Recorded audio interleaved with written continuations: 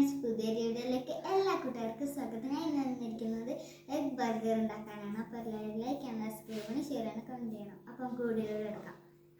അതിനായിട്ടുള്ള സാധനങ്ങൾ ഞാൻ കാണിച്ചു തരാം. തക്കാളി, ക്യാരറ്റ്, ക്യാബേജ്, മുട്ട, പിന്നെ ബന്ന്, ഉള്ളി, പിന്നെ ഫ്രഞ്ച് ഫ്രൈസ് കണ്ടോ. അപ്പോൾ നമുക്ക് വീഡിയോയിലോട്ട് കേൾക്കാം. ഞാൻ ആദ്യം എടുത്തിട്ടുണ്ട് ബണ്ണിലോട്ട് ഞാൻ 2 ഇത് വെക്കാം. ക്യാബേജ് വെച്ചതിന് ശേഷം പിന്നെ